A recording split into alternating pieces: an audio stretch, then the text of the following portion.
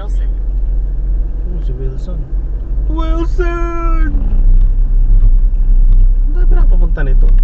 Tigasab na to. Ay ko dito sa Wilson.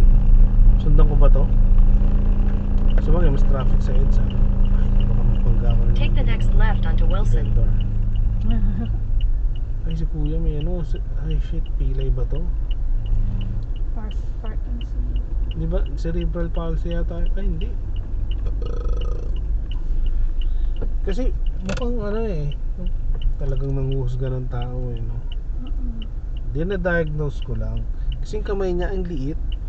So either birth defect siya or at nag-atrophy yung kamay niya sobra. Parang yun doon sa ano, doon sa Centro Mall, meron doon yung dislocated yung kamay niya. Alam mo yan? Tinuro ko na sa iyo eh. Yung dislocated yung shoulder niya, tapos obvious na dislocated. Tapos pinahil na niyang ganon. Ano to, siguro siningil ng ano, something or ano, binarian ng buto. Tapos ano, hinayaan na lang yung gumano.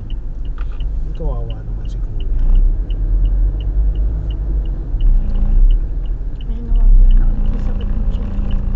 Lahat pala sila liliko dun, no? Walang sign. Kala ko didiretso mga Continue on Wilson for 1.5 kilometers. No entry to.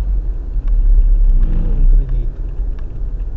PUJ, tricycle, truck, trailers, container vans.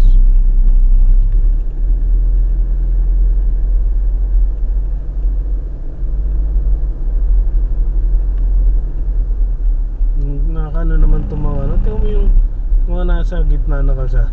Hindi diretso. Makasabitan ka eh, no? Stop. Stop. Intermission. Ay, intersection. Ah, sa Cardinal.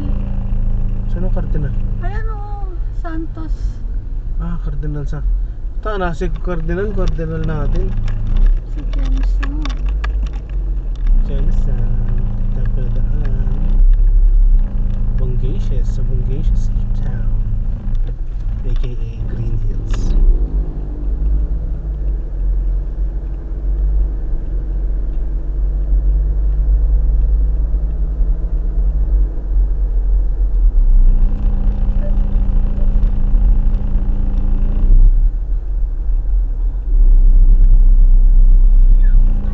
Jemson, vroom vroom! Driver ko, Jemson! Drive!